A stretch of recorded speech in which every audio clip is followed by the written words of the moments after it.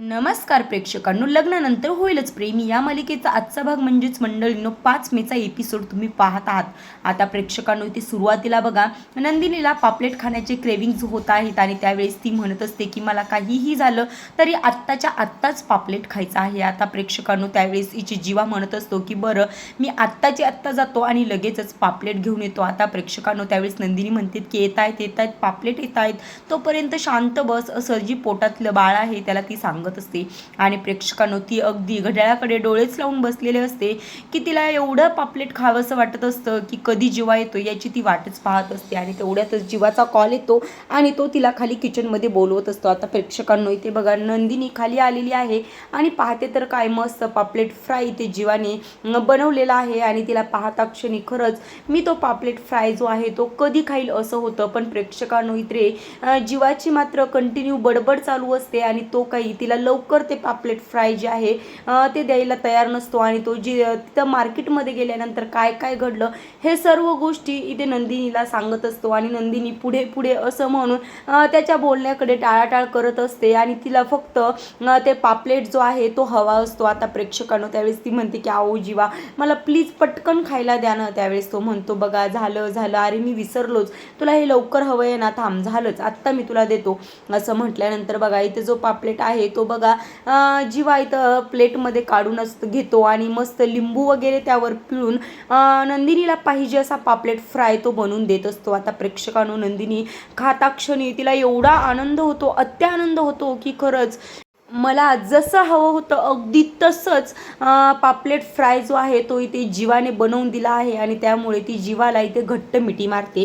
आता प्रेक्षकांनो, इथे बघा, सकाळचे 6 वाजलेले आहेत आणि त्यामुळे मानिनी उठून अंघोळ वगैरे फ्रेश होऊन तिचं ती आवरत असते. आणि प्रेक्षकांनो, त्यावेळेस बघा, तिला पापलेटचा वास येतो आणि त्यावेळेस ती म्हणत असते की असा वास आजच्या वारी काही पण ना, लोक ना कधी काय खावं हे काही कळतच नाही, खायला पाहिजे की, पण कमीत कमी वार तर बघायला नको का. आणि थोड्या वेळात ती म्हणते, हा वास माझ्याच घरातून येतोय का, असा विचार तिच्या डोक्यात येत असतो. आता प्रेक्षकांनो, इकडे नंदिनी बघा जीवाला म्हणत असते की अहो, आता सकाळचे 6 वाजलेत, म्हणजे आईची उठायची वेळ झाली आणि ते आता कोणत्याही क्षणी खाली येतील, त्यावेळेस पटकन लवकर आवरूयात. असं म्हटल्यानंतर जीवा म्हणतो की चिल कर ग, नाही येणार ती इतक्यातच.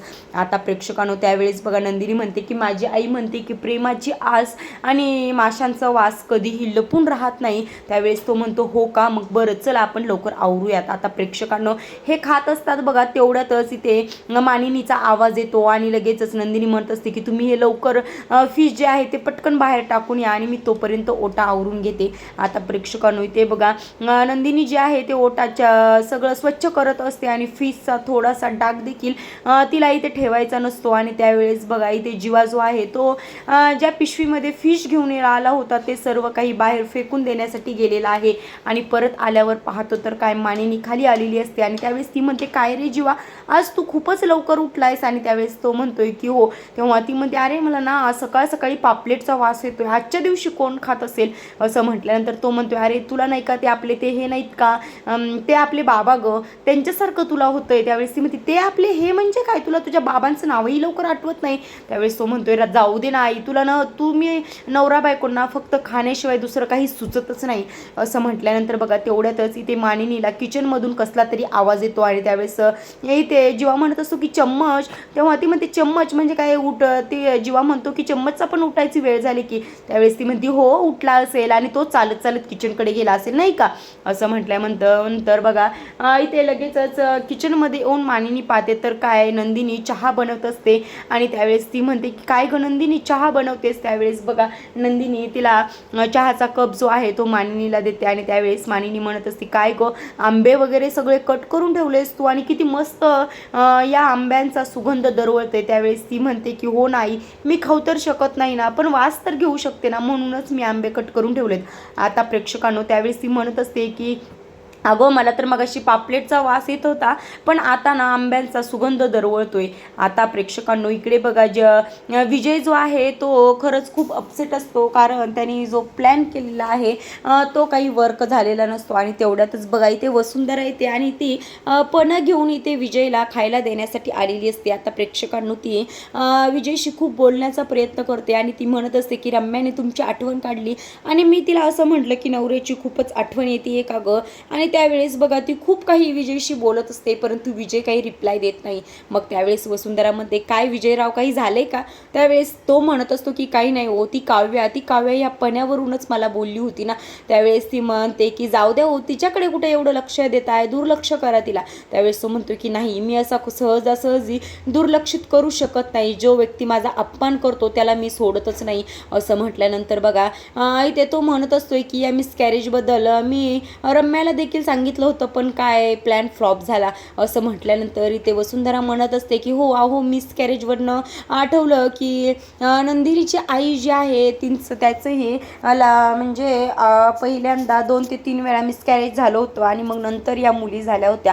असं म्हटल्यानंतर बघा हे सर्व ऐकून घेत असतो. त्यावेळेस वसुंधरा म्हणते की हे मेडिकलमुळे झालं, कशामुळे झालं हे काही नाही सांगता येत, परंतु याचा तुम्हाला काही वापर करता येईल का ते बघा. आता प्रेक्षकांना त्यावेळेस हे ऐकून बघा विजयची टूप पेटलेली असते आणि त्याला जबरदस्त असा प्लॅन सुचलेला असतो. त्यावेळेस तो म्हणतो की एक जबरदस्त प्लॅन असा मला सुचलेला आहे, ऐकायचा आहे का. मग त्यावेळेस वसुंधरा म्हणते की अहो मग मी तर बसलेच कशाला, मला तुमचा प्लॅन तर ऐकायचा आहे की, बोला बोला पटकन सांगा. असं म्हटल्यानंतर प्रेक्षकांनो इथे विजय जो आहे तो त्याचा डेंजर असा प्लॅन इथं वसुंधराला सुनवत असतो. आता प्रेक्षकांनो इकडे बघा शारदा म्हणजेच नंदिनीची आई जी आहे ती मुलींना भेटायला आलेली असते आणि त्यावेळेस मालिनी म्हणते की शारदाताई बरं झालं तुम्ही आलात, कारण या दोघीही मुली माझं अजिबात ऐकत नाहीत आणि दोघीही सतत कामात असतात.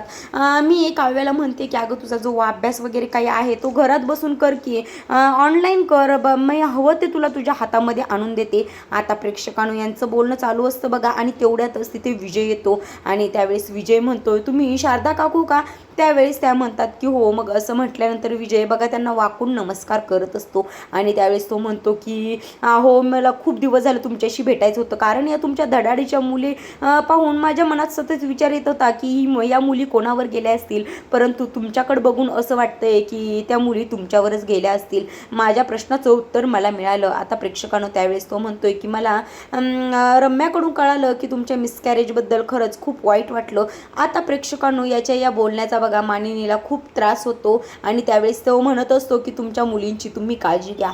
आता हे ऐकून इथे मानिनीला खरंच खूप त्रास होतो आणि ती उठते आणि त्याला रागाने बोलायला लागते. ती म्हणत असते की ही कोणती पद्धत आहे विजयराव बोलायची, तुम्ही काय बोलताय, काय करताय, तुम्हाला काही कळतंय का, अशा भाषेमध्ये आलेल्या पाहुण्यांना कोण बोलतं का.